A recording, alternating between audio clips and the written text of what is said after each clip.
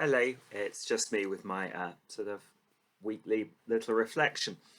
Um, it's sometimes said that, as a defence, really, that Mussolini, for all else he did, made the trains run on time. Um, and of course, it's something that he said and quite often was said about him afterwards, repeated in various places. That was until somebody actually researched whether it was in fact true. It turned out actually he didn't even make the trains run on time. It's true that up until 1922, following because the First World War had sort of really destroyed Italy's railway system, there was a kind of pattern of reconstruction, which meant that slowly they got back to a kind of pre-war level. But that was all done before 1922 and after 1922, when the fascists took power in Italy. There was a general decline in trains running on time. But as I say, in kind of claiming the credit for that earlier work, Mussolini sort of perpetuated that myth. So it's not true. The trains didn't run better on time.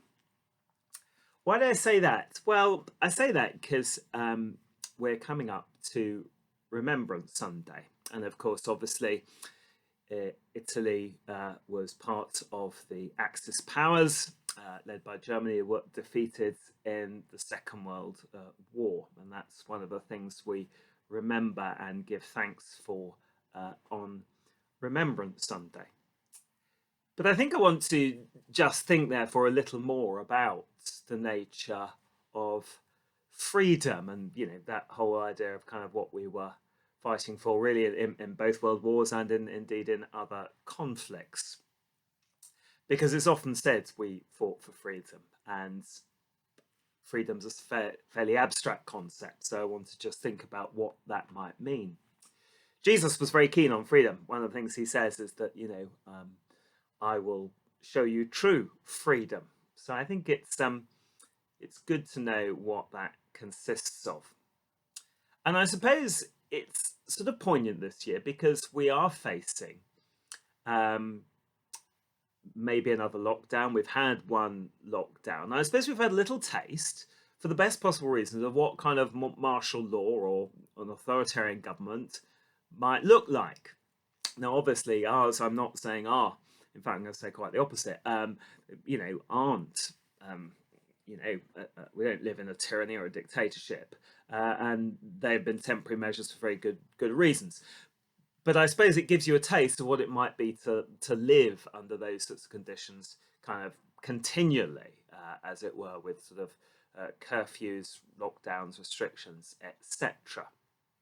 And so I'm going to say something else, sort of fairly sort of controversial, I suppose, which is that I think probably when we look back in it in 10 years' time, we'll think actually we kind of dealt with coronavirus quite well. I know that may lose me some friends or some people who are viewing, or they'll just turn up because they'll say, it's been a shambles and etc. etc.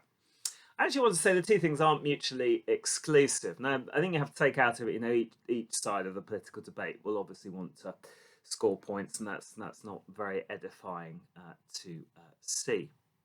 And obviously, there have been some technical failures. I mean, we'd all like a sort of test and trace system worked, but for technical reasons, it has its shortcomings, and that's in a sense just life. I mean, it's a bit like I had a car made by British Leyland 30 years ago, I suppose, and I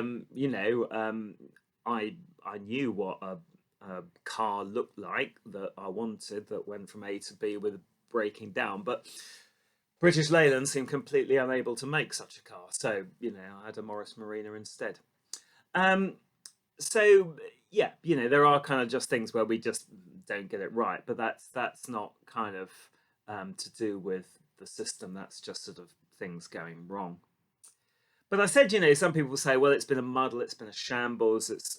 And I think actually, I want to say those two things aren't mutually exclusive. So you might think, well, no, we need clear, um, instruction and clear and clarity, and I kind of agree with that. But actually, I think one of the things we learn is that actually freedom is a muddle.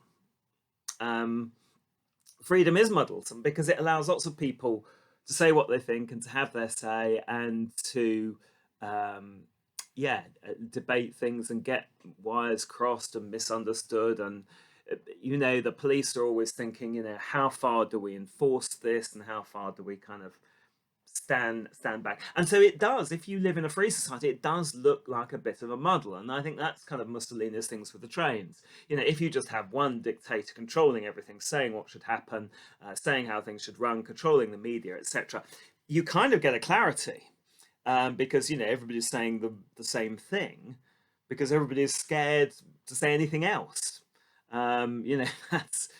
That's the comedy of the situation. If you've seen the film The Death of Stalin, you kind of get that comedy where everybody, it doesn't matter what people say, they just want to say the same as Stalin because they're absolutely petrified of him. So I want to say that yes, freedom that we fought for, and that we live in, is kind of, it looks a bit of a muddle. And it can be upsetting, it can cause arguments and things can get things wrong. But actually, in the end, that kind of, it narrows you down to the truth better than any dictatorship. I mean, that's what we've shown. That actually in free countries, people are happier, more prosperous, etc., etc. And that's why freedom is a thing worth having. But it can, as I say, look like a bit of a muddle. So I want to just sort of think about that. Think about people's reactions to lockdown.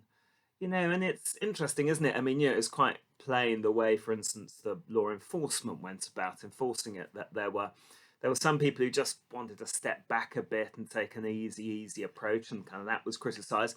And then there was those who thought, oh yeah, if we had martial law, they would be the kind of slightly overzealous stormtroopers who would, who went in a kind of, right, this gives us a bit of an excuse. And then actually a bit of a backlash against that, saying, hey, come on, just back off a bit. Because in any society, there are people who would like a bit of authoritarian rule. So I think, as I say, at the risk of being controversial, that the freedom we celebrate might look like a bit of a muddle, but I ask you to stick with it. And actually, I think in the end, we've had to balance all sorts of things. It's not just coronavirus, it's the effect on the economy, mental health, people suffering from other things, etc., which has meant lots of kind of toing and froing. But actually, I think we got kind of nearer the truth, nearer the right answer with that muddle, toing and froing, etc., etc., rather than having one person in charge either saying, oh well, we mustn't do too much to close things down, or we'll have a massive lockdown. And actually, finding that middle way, it does look messy, but it's the only right way to balance people's views and opinions. My own sort of rather niche view of this is, my subject, I suppose, if anything outside sort of theology, is the philosophy of science. And there is the kind of interesting thing, because I think very often, it's where the view of what science is has changed. That it used to be that, what science was trying to do was to produce theories which were absolutely true. And as soon as you could find something wrong with the theory, then it was debunked. And actually, philosophers of science have just said, well, that's a hopeless goal. What you do, actually, it's a bit like theories are like pictures of how the world is, and no picture is perfect. And you kind of keep knocking away with different rival theories. Some are better than others. Some explain some phenomena, some, not others. And actually, you kind of trip away truth, and you just get closer and closer, but you never actually get there. And that's why science will keep on going, keep on discovering. In a sense, that's what makes science fascinating and wonderful. And I think again, that's a bit of muddle. We'd like to be say, which theory of the atom or something is true. And Philosophy of science said that's just an unrealistic aim. All you can say is which theory is truer or better than another one, which works better in these circumstances.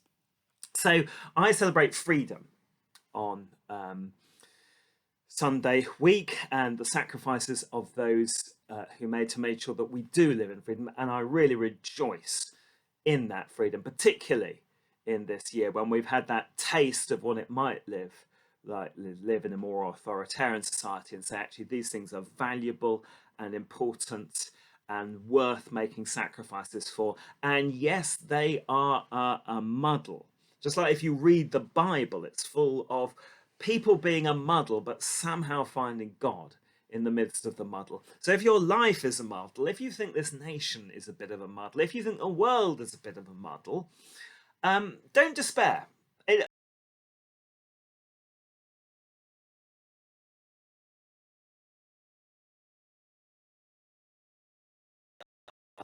He grants us freedom for which he should be praised.